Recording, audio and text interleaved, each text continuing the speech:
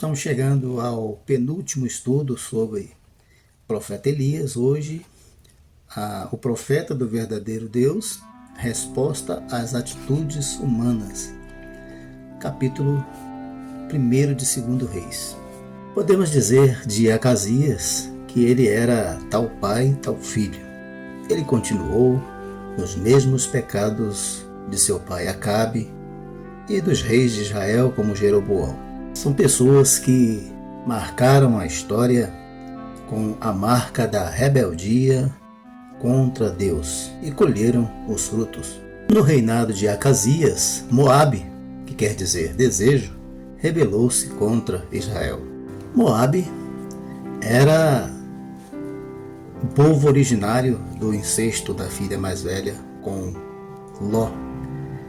E por causa do parentesco com Israel, não deveria haver guerra entre eles, conforme está em Deuteronômio capítulo 2, versículo 9. Mas Moabe contratou a Balaão, para amaldiçoar Israel, e por causa disso, Deus não permitiu que ele entrasse na congregação de Israel. Mais tarde, as relações se agravaram contra eles, quando eles se juntaram, Moabitas e Amonitas, junto com os Edomitas, contra Judá, para invadir Judá. Bem, Acasias adoeceu. Doença é coisa ruim de se lidar e acaba sendo um teste, uma prova para nós quando estamos sentindo algum incômodo. O que fazemos, o que pensamos, como agimos, conta muito diante de um agravo, de uma enfermidade, de uma dificuldade qualquer na vida. Acasias continuou resolvendo os problemas, ou tentando resolver os problemas, igual seu pai Acabe e sua mãe Jezabel, com a idolatria. Claro que isso não vai dar certo, vai dar ruim. Então ele mandou consultar o deus de Ecrom, que era o Baal-zebub, para tentar resolver o seu problema de saúde. Esse Baal-zebub era tido como senhor das moscas. É o nome de Baal em Ecrom, onde ele era adorado como produtor das moscas e controlador das mesmas. Então, ele é o Baal, o príncipe, nomeado pelos israelitas de senhor das moscas. Depois, nos tempos de Jesus, se evoluiu para Beelzebu, o príncipe dos demônios. A reprovação de Deus vem logo quando Deus envia o seu anjo, o anjo do Senhor, vai com uma mensagem para Acasias. Não se deve dar nome a esse anjo, nem procurar saber a sua identidade, como muitos querem. Dizem que é Jesus, outros dizem que é o Espírito Santo, outros dizem que é Miguel, Gabriel.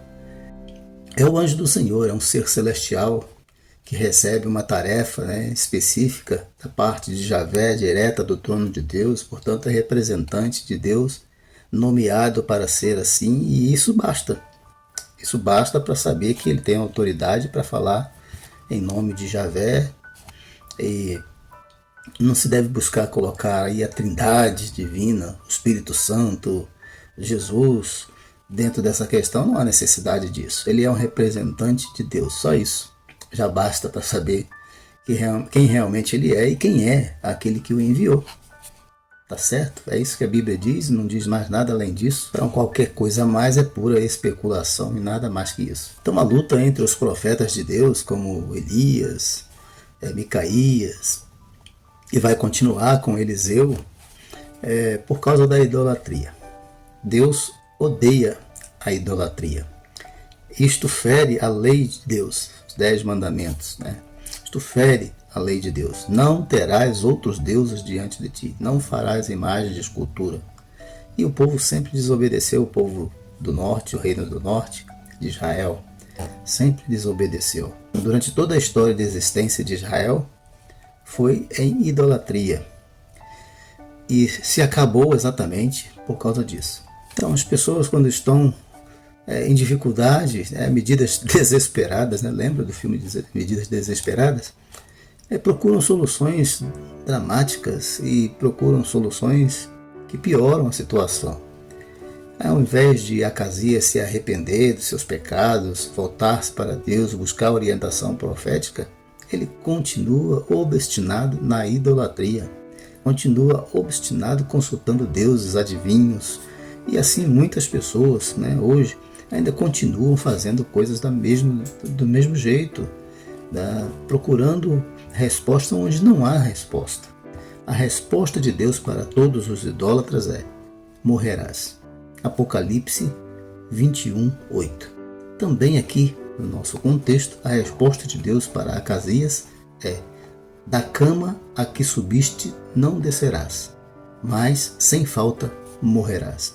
Esta é a resposta de Deus para os idólatras.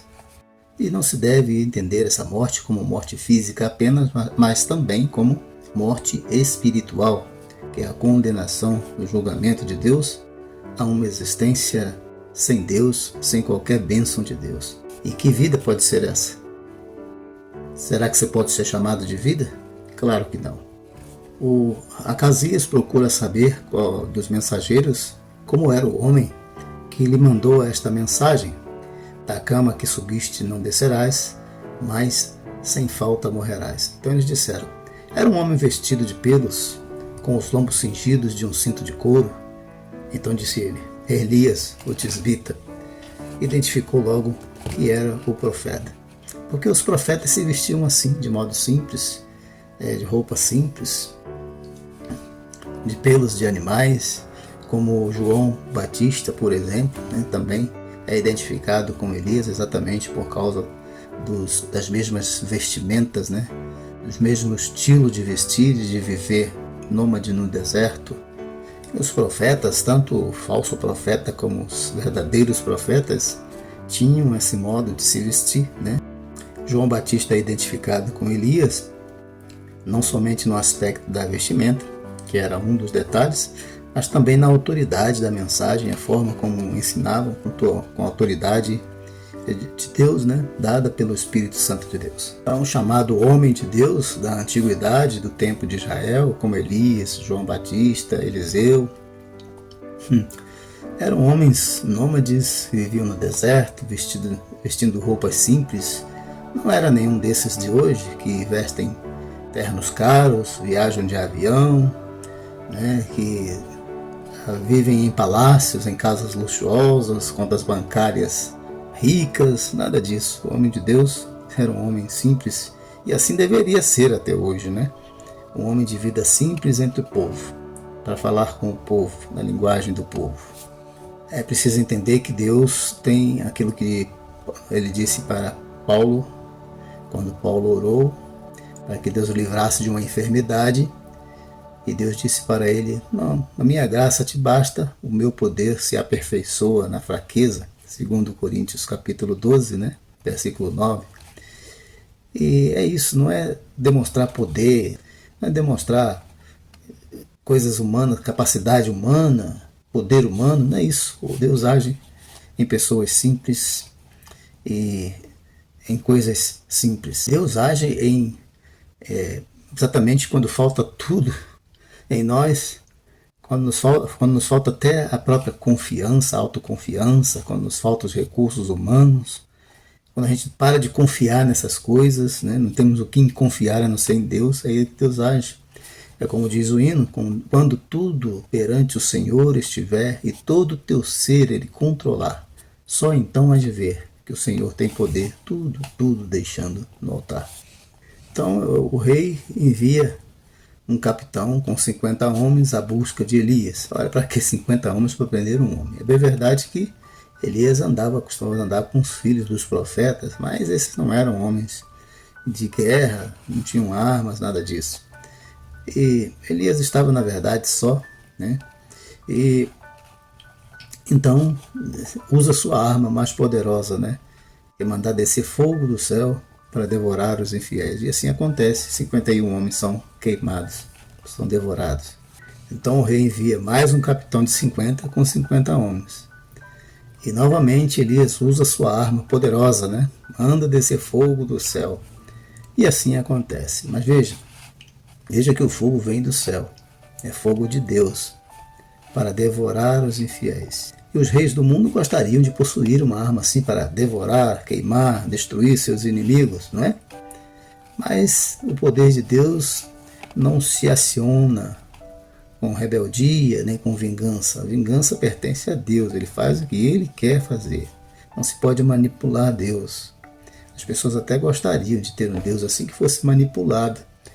Mas Elias ali é um profeta de Deus, é um porta-voz de Deus, um representante de Deus, para dizer ao povo de Deus, que o povo estava agindo de modo contrário da aliança, que eles voltassem à aliança, então seriam devorados, seriam destruídos.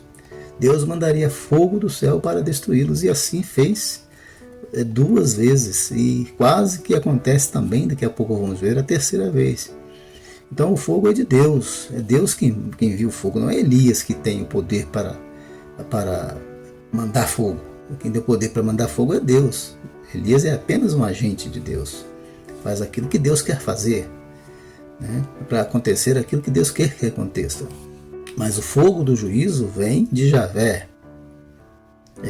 Fogo de juízo virá também de Javé. É ele quem devorará os infiéis, destruirá os rebeldes, os idólatras, os desobedientes, conforme diz a palavra, diz constantemente isso, adverte as pessoas, né? Nos versículos 13 a 15, vemos aqui uma resposta aos humildes.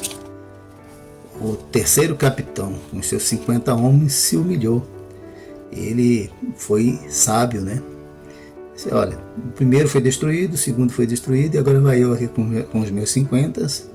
Vamos chegar de modo humilde e pedir clemência ao homem de Deus. Então esse capitão de 50, ele pediu clemência, ele foi inteligente, deve ter se lembrado que de Deus não vem só juízo, vem também misericórdia, vem graça, bondade. Então ele pediu por essa graça, por essa bondade sobre ele e seus 50. E assim ele foi poupado. E cumpre-se um princípio das Escrituras, que Deus só salva os humildes, ou aqueles que puderem ser trabalhados, para ser humilhado. Se Deus quiser salvar alguém, e esse alguém for arrogante, esse vai ter que se permitir ser humilhado, humilhar-se na presença de Deus, porque no céu não entra arrogante. Bem-aventurados humildes, porque deles é o reino dos céus. Então esse capitão de 50, com a sua humildade, respeito pelo homem de Deus e pelo próprio Deus, consegue ali a bênção e poupar também os seus 50. E Deus disse para Elias: desce com eles, não temas. Então a vitória se alcança com humildade, com respeito a Deus e a sua palavra. É assim que se consegue a vitória, a verdadeira vitória. Então que você lembre-se disso, né?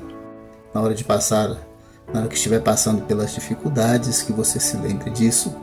Seja humilde, ore ao Senhor. E Ele tem muitas vitórias, muitas bênçãos. Dele não vem só fogo, juízo, vem também misericórdia, graça, bondade. É dele que vem toda graça, toda bondade. Confia nisso. Deus abençoe o seu dia.